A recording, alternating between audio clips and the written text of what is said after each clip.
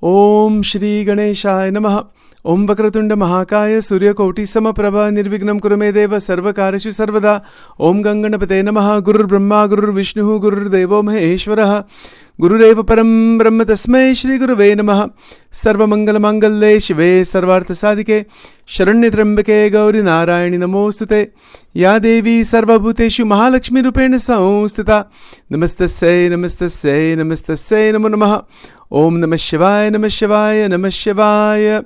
Shri Sadgurubhyo Namaha. Shri Paramagurubhyo Namaha. Om Namo Narayanaya. Om Namo Bhagavate Vasudevaya. Om Namah Shivaya. Welcome to Nitya Satsang. Today is the 20th of June 2025. I want to offer my prostrations to all the great sages and to Bhagavan residing in the heart of every single being. Every Friday we are doing Havan here with Sri Suktam, chanted 11 times, and some additional mantras for Mahalakshmi Ji, for the blessings for the whole world, for peace and stability, and all of our devotees, for their householder life to be very nice without any kind of obstruction. So every Friday we have that at my place, starting around 9:30 or 10 o'clock. So we've been doing that now several weeks, and we'll be doing that all the way through this year, next year, onwards by the will of God. So to continue from yesterday, we are looking at the Ātma-Nivedanam Bhakti this entire month. And I want to offer my prostrations to all the great sages and to Bhagavan residing in the Hridaya Akash, in the heart of every single being.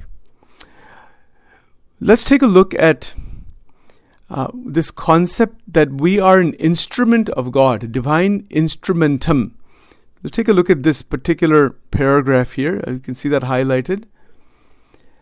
And it basically means the following, that Ātma-Nivedanam Bhakti deconstructs the structure of ahankar and mamatva by re-templating the devotee's identity not as an autonomous agent but as a divine instrumentum. Be very clear about this point.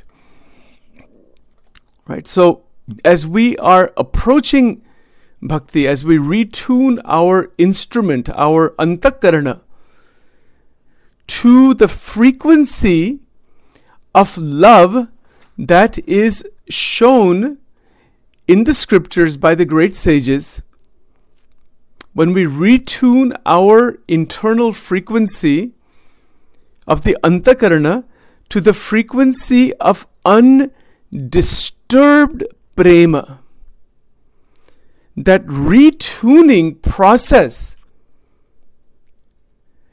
is the shifting of ahankar and mamatva by pulling the energy out of ahankar and mamatva and purifying that energy through mantra, stotra, shastra, guru seva, Bhagwan ki murti ki seva. It is a retuning of the energy inside ahankar and mamatva. So we're pulling it out from there, and then now it takes a totally different form. It's most extraordinary. This is the essence of the opening of Prema Bhakti. Ultimately, the highest stage of Bhakti is Madhurya Bhakti. We're going to talk about that. We're going to talk about all this, maybe the rest of this year. What is the will of Krishna? I don't know. Whatever His divine will, we will go on that basis. These are very big ideas to even understand from a scholarly point of view. But from our experience in life, can we detect ahankar and mamatva?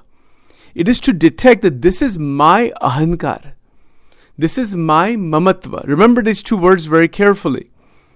These are the two big obstacles inside the framework of Maya. Right? The ahankar is the sense of I am the doer, and mamatva is that this is mine. I am the doer. I am doing this. I'm going to do this. I'm going to do this. I. And that is ajnan. That is also called isolated agency. Agency doesn't mean like a social service agency or something. In psychology, this word has a different meaning. It means our sense of will, our sense of freedom. Yes, God has granted us freedom. But our ahankar, our agnan, isolates us. This is called isolated agency. And you can take a look at the definition here. I'm going to read this out for you here.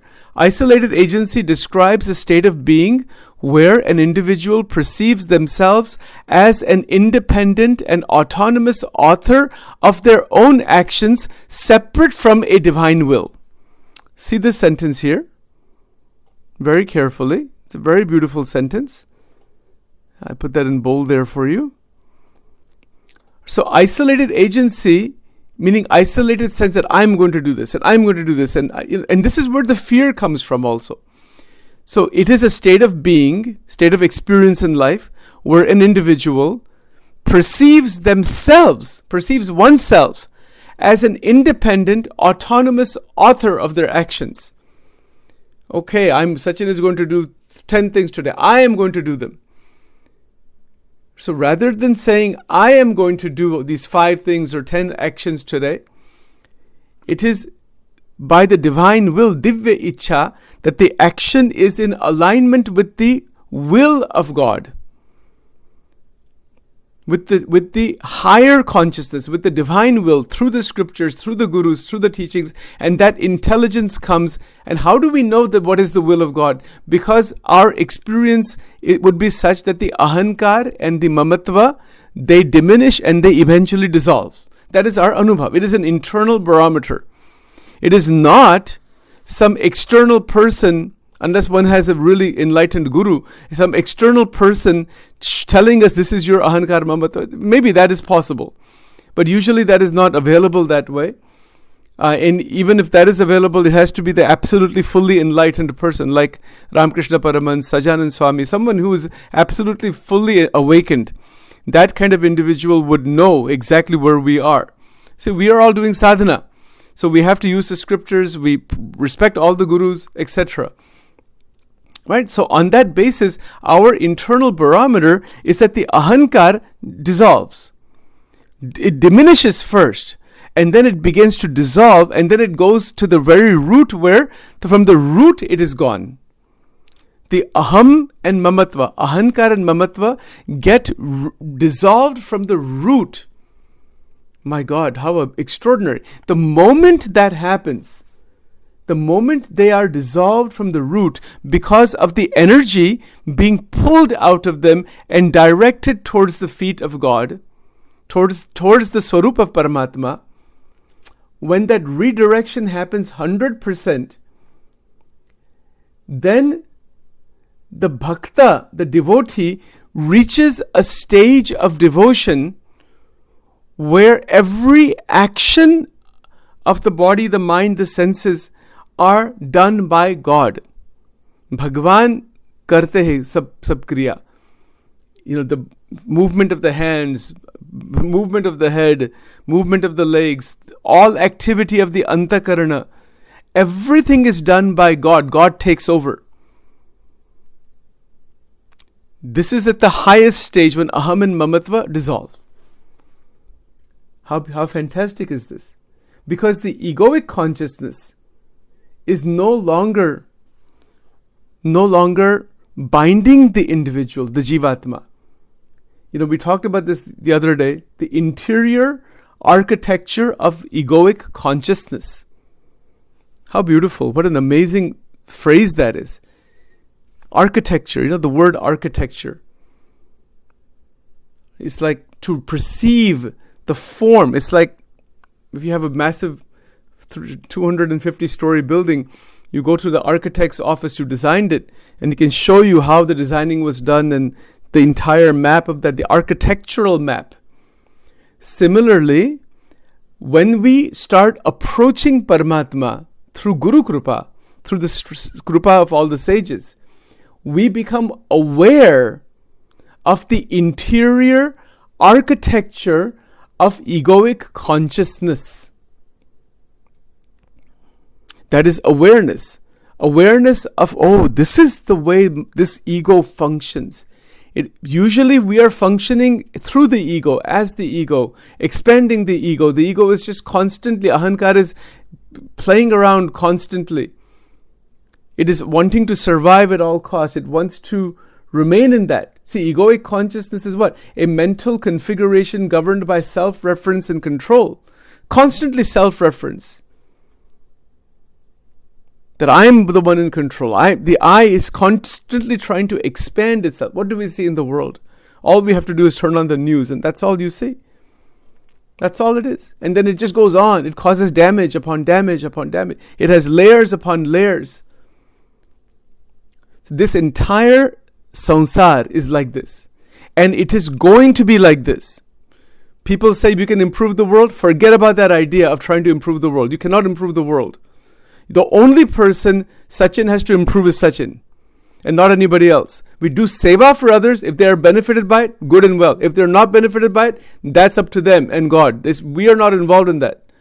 The goal is not to be more comfortable in the prison of Maya. The goal is to get out of the prison of Maya into the abode of God and to do seva of Paramatma. And if it is by the will of God or by one's own desire only for seva, Bhagwan sends the person back for satsang again and again. That's a different matter. But other than those exceptions, wanting to be more comfortable in the prison is not a way out of the prison. It is a massive mistake. So many people are obsessed with trying to improve the world. The world can never be improved. The only person that has to be improved is oneself to exit out. Even if you improve the world, you make it a little bit better. Yes, we do want to serve the world, but it will come right back to its original problems. Look at the number of wars. As an example, the global wars. Hitler was there before, others were there before. Before him, there was Ravan was there, Kumbhakaran was there. Look at the current situation. Has the world changed? Has anything changed? Is it ever going to change? It's not going to change. Somebody will always come up with Asuri Bhav. Some jivas are born right out of the Narka Loka into this world. Some are coming from the abode of God. The whole range is there in this Mrityu Lok. There are muktas coming from the abode of God. The Bhagavad Dham is, and there's those jivatmas are getting the human body right from Narka Loka. And and everybody else in between is present here. So what are you going to do about this? Find a way out of this place. This is the main thing. So when we leave this body, the jivatma doesn't come back here. Bhagwan Krishna says, Tad dhama paramam mama, na tad bhasayate suryo, na shashanko na pavakaha, yat gatva na nivartante, tad dhama paramam mama. Yat gatva na nivartante. When you have reached that param dham, you do not come back here again. That is a destination. That this jivatma does not ever come back into the sansar again, under any circumstances. Then only way that is possible is for the ahankar and the mamatva to be completely obliterated. There's no other option. There's no other way, in fact. Otherwise, the jivatma will experience another birth, another birth, another birth. Yes, and then you wind up in that other problem. Bahunam janmanam ante. So many lifetimes upon lifetimes are taken. We have to be very, very careful about where we are headed. And this is why Akhanda Bhakti, total Sharanagati, and Akhanda Satsang, not to waste 1 microsecond even, that kind of vritti has to come. Abhi ek kshan bhi waste nahi hona chahiye जीवन का. कोई हमारा नहीं है. Forget this idea anybody belongs to us. This world, this sansari nahi hai. Pinda brahmand se paranij atma jani ke mama guna gave soi jana sant kahave Muktanand ji kehte hai. We all have to become saints. Saint is not by clothes or by tilaks or by malas or by dikshas and all that. That's all okay. That's needed. Like I'm doing puja till I'm putting on these spiritual clothes. It's good. That is necessary. Because when we do havan puja, there's certain process behind it. But sadhuta is this internal realization. What is this realization? Ahankar and mamatva goes completely. And one sits with tremendous energy, tremendous shakti in the connection with Paramatma. Vitaraga bhaya krodha sitatir muniruchita. We talked about it before. This requires courage. To be a true bhakta requires tremendous courage. Remember, it doesn't mean we're careless about the world. The world is going to be as it is. We serve the world as karma yoga. We wish well for all people in the world. Bhagavad Gita says again and again, Sarva Jiva Hitava, Sarva Bhuta Hite Rataha. बड़े बड़े जो संत हो गए हमारे जो सनातन संस्कृति में बहुत संत हो गए. Could they change the world? Absolutely not. They cannot change the world. Nobody can change this world. This world is going to remain exactly. They changed themselves. That's what they did. Gnaneshwar Maharaj changed himself. Tulsidas Ji changed himself. And from that transformation, whoever came in their contact was benefited by that. They are not bound by that also. इसको कहते हैं चेला चेली का बंधन. Somebody wants to become guru of somebody else, and that becomes another ahankar. The desire to become guru is the most agnani person, anybody who has that. If that thought even comes that I will be somebody's guru, you're finished. Bhagwan ke saath connection he totally destroy हो गया है वहाँ. And there's so many people wanting those positions to become some in organizations or whatever. They want disciples and followers and all those kinds of things. वो भी एक माया है. That has nothing to do with Adhyatma. That is, you have to go back to Advait Vedanta where Shankaracharya ji कहते हैं. He says that na guru na shishya. कोई गुरु नहीं है, कोई शिष्य नहीं है. Chidananda Rupam Shivoham Shiv. This very important teaching. It doesn't mean that there are not gurus and shishyas. There are. But guru is not by somebody saying I'm somebody's guru. No. The guru, true gurus are not even aware that they are anybody's, that something good is coming towards somebody else. There is no sense that I am doing something for you. It is being done by Divya Ichha. What is done finished. Even like, for example, Paramans Yogananda Ji, who used to say, this self-realization fellowship. He spoke so much, wrote so much. He says, after all that is spoken, written, he says, I don't remember anything that is spoken. Then he's continuing in his own Atma-Sukh. Those are the real saints. Big, bade jo sant ho gaye, they are not bound to their disciples or to the organizations that are created, if they are created. Kabhi bhi iska bandhan nahi hai. Never, not at all. You see, and otherwise if one is bound even to one shishya, one is finished. One will be caught in the cycle of birth and death. You may have known scriptures, 1,000 scriptures you know by heart. Guruji, Guruji, Guruji, Guruji, this and all this kind of madness goes on. Running madly. And at the end of it, that guru is attached to even one person, he's finished. That's why Bhagwan Krishna says in the Gita clearly, you attached to me. Mai avesha manoye mam nitya yukta upasate. And he says about the gurus, tad viddhi pranipatena pariprashtena. Ask questions for those who are more advanced. With humility, respect, fine. But don't worship anybody. Shikshapatri में लिखा है सजानंद स्वामी महाराज, वो कहते हैं कि भगवान कृष्ण और भगवान कृष्ण के जो अवतार है, उनके जो विग्रह है, that is worthy of उपासना. किसी मनुष्य की उपासना नहीं करनी, किसी ब्रह्मवेता की भी उपासना नहीं करनी. This is written in Shikshapatri. Clear आज्ञा है, भगवान की उपासना होनी चाहिए, not any human being. Human being can be Brahmaveta, can be Brahmaswarupa, can be very evolved. We respect and love. They are holding God also. Yes, that is the whole point. That the great enlightened sages are holding Paramatma inside. But if you start worshipping them and forget Paramatma, you can wind up in a lot of trouble. आकृति, हमारे mind में किसकी आकृति होनी चाहिए? भगवान की आकृति होनी चाहिए, not any human being. गुरुओं को नमस्कार करना, उनके चरण स्पर्श करना, उनका ध्यान नहीं करना. कोई गुरु का ध्यान बिल्कुल होना नहीं चाहिए. ओनली भगवान की मूर्ति का ध्यान होना चाहिए. भगवान की उपासना होनी चाहिए. कोई गुरु की उपासना नहीं होनी चाहिए. Watch out for this. ये शिक्षापत्री की आज्ञा है. ये सब वैष्णव परंपरा में आज्ञा है. इन शैव परंपरा, एवरी परंपरा हैज दिस आज्ञा that the gurus are a doorway into the Paramatma. They are not to be worshipped as Paramatma. That's the difference. And that has happened throughout the world. I won't go into the details of that. You see, so yes, now you can have, Sanatan Dharma, we have temples of gurus also, but they are gurus. or they have reached such a stage where only Bhagwan is there. That's fine. We can see Bhagwan in the great sages. गुरुओं के भी मंदिर है. See what happened in the Sikh tradition, Sikhism में. Guru Manyo Granth. They don't even have, there's no murti there. There's actually only the scripture. Again, there's a long history behind that. The point there, again, that point also was that you worship the Paramatma through the Shastra. The Shastra is a form of Paramatma. Be very careful. See, these things are very deadly. This desire to become guru, desire to become something great, desire to overcome somebody else. Competition. This word competition in spirituality.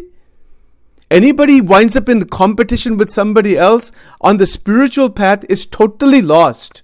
Not only partially lost, is 100% lost. There's no competition. Is it a business of some kind? It's not a competition. The ability to take everybody's good quality, to try to understand another's point of view, is the entire foundation of the Upanishads. And if we cannot do that, we are lost. Look at the problems in the world today. They're there all the time.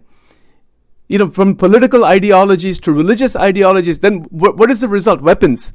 Bombs being thrown. This is the result. This is the result. Throughout the world, and not to mention in the religious communities also. May have different sampradayas, different paramparas, always, never under any circumstances, damage prema. Even if we don't remember anything else in life, we might forget everything. Never forget these do akshar, prema. If we forget that, we forget everything. Doesn't matter if Sachin knows whole 18,000 verses of the Bhagavatam, which I don't know. I would like to. That would be nice by the grace of Krishna. I don't think that would happen actually in this lifetime. It's extraordinary. See, actually there's an incident like that. There was a Mayaram Bhatt. Shriji Maharaj meaning Swaminarayan Bhagwan जिसको कहते, उनके एक बड़े ब्राह्मण शिष्य थे. I'll tell you this one incident and we'll stop here. And he had memorized 18,000 verses of the Bhagavatam. Mayaram Bhatt. Think about this. Can you imagine that? Kitni sadhana hogi isme? Maharaj was very keen. He said, come here. You have memorized all this? Okay. Bataiye isme se. Show me one verse from these 18,000 that you have memorized that is for your moksha. Aapke tamara moksha no kayo shlok che. Which is your shloka that you have identified for your mukti, which you've digested and brought it inside. He says, my God, I never thought about that. See this problem. Even there are great scholars and pandits and brahmins and this and that who may have studied the Vedas and this, so many things. Anubhav kuch nahi hai. Anubhav hi nahi hai kuch. It's become a business or some other thing has become. Somebody's giving some praises, that's why people are doing, or some business is going on. It's not a business. Ye adhyatma koi business nahi hai.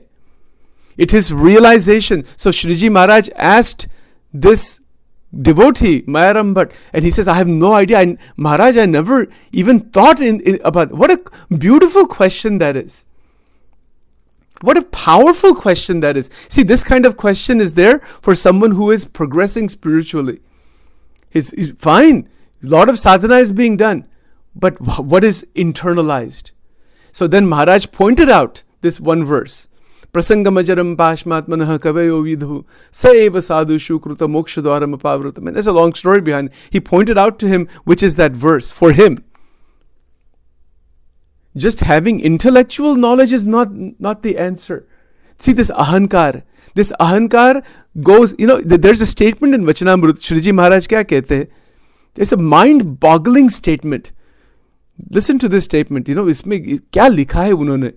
He said that when you reach Brahman, जो ब्रह्म तत्व का जो अनुभव होता है, gone beyond the limitations of the स्थूल सूक्ष्म कारण, bhakti has increased to such a level, और ब्रह्म का दर्शन होता है, ब्रह्म दर्शन. And there is a realization, I am that Brahman. And the person comes back into this body consciousness again.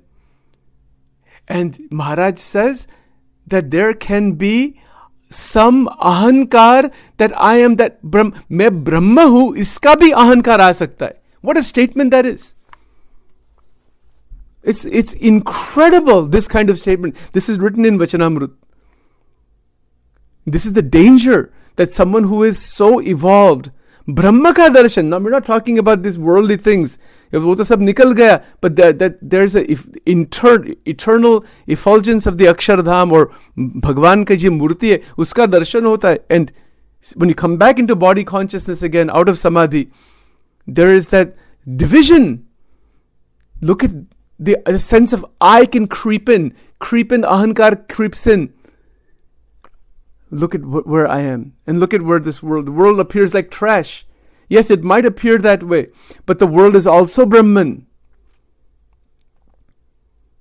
See how difficult this is. See the range of the ego. The range of the ego goes all the way up to that point where one is Brahman and comes back into body consciousness and says, there's that differentiation.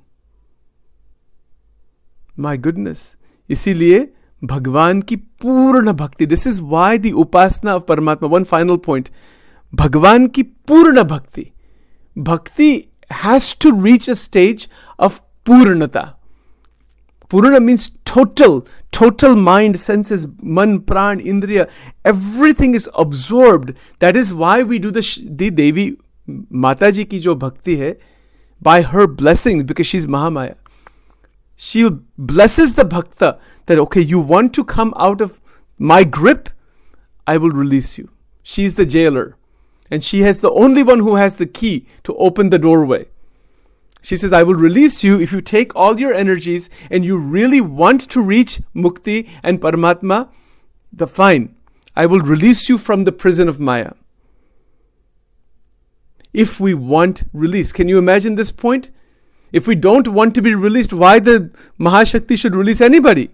She's not going to release anybody. If Sachin here, all these years has been talking in morning satsang, is fine for only this mind. If Sachin wants one object, one person, one thing, one attachment anywhere in this sansar, that Mahamaya, that Mahashakti will say, you want that? Why I should interfere? I'll give you that. Kya chahiye?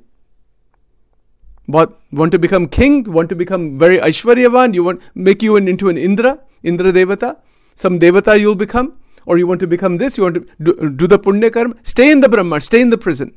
Don't come out of it. Doesn't matter. What we want, we are attached to family members. We'll become a small child in that family somewhere. Is that what we want? Or a bird or a dog or a cat? Is that what we want? If we want that, God will give us only what we want. If we want only Paramatma, we will get only Paramatma. And if we want something other than Paramatma, we will get that also. He says, when we are doing, so what is the sadhana for today? When we are doing bhakti today is a Friday, today is the 20th of June. Today, what is the sadhana? Very simple sadhana. When we're standing in front of the murti of Bhagavan, kya chahiye hamare jeevan mein? We want everything to be balanced. We don't want problems in life.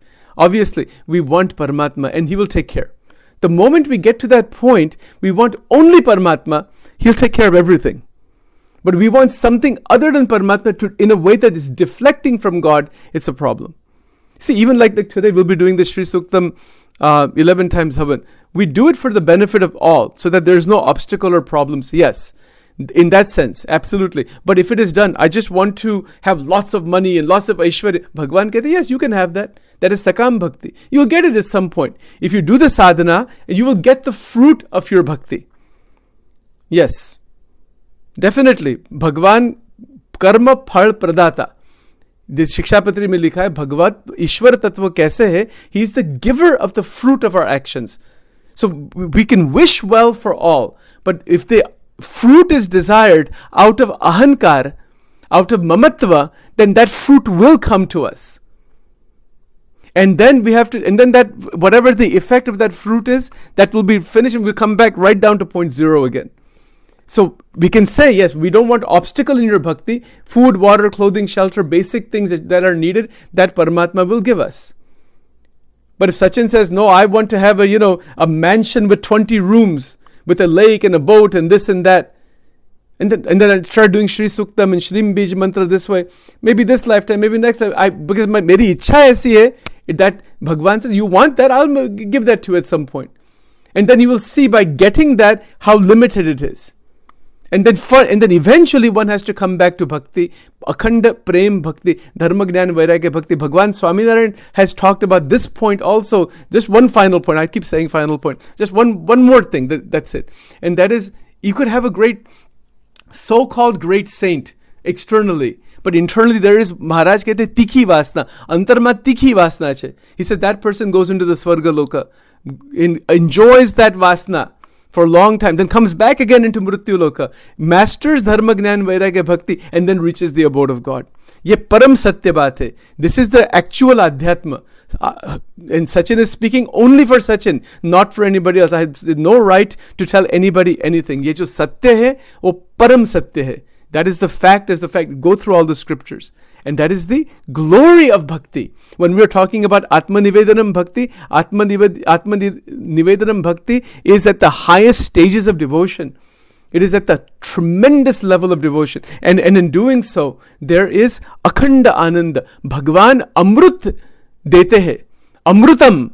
भगवत तत्व is अमृतम, अमृत धाम. भगवान में जो रस है, भगवान का जो पूर्ण रस है, वो भक्त को वो देते और उसका कोई अनुभव, we cannot describe that. Let's stop here for now, otherwise we will not be able to stop. So Om Vakratunda Mahakaya Surya Koti Samaprabha निर्विघ्नं कुरु मे देव सर्वकार्येषु सर्वदा. ओम वामे यस्य स्थिता राधा श्रीश्च यस्यासि वक्षसि वृंदावन विहारं तं श्रीकृष्णं हृदि चिन्तये निजात्मानं ब्रह्मरूपं देहत्रय विलक्षणं विभाव्यतेन कर्तव्या भक्तिः कृष्णस्य सर्वदा. ओम पूर्णमदः पूर्णमिदं पूर्णात् पूर्णमुदच्यते पूर्णस्य पूर्णमादाय पूर्णमेवावशिष्यते. ओम दिव्यलिंगाय नमः ऊर्ध्वलिंगाय नमः आनंदलिंगाय नमो नमः. नमः शिवाय. ओम ऐं ह्रीं क्लीं चामुण्डाय विचे. ओम ग्लौं हुं क्लीं जुं सः ज्वालय ज्वालय ज्वल ज्वल प्रज्वल प्रज्वल ऐं ह्रीं क्लीं चामुण्डाय विचे ज्वल हं सं लं क्षं फट् स्वाहा. ओम दुर्गे दुर्गे रक्षिणी ठ ठ स्वाहा. ओम श्री दुर्गार्पणमस्तु. ओम ह्रीं स्वाहा. ओम श्री राधा कृष्णार्पणमस्तु. ओम ह्रीं.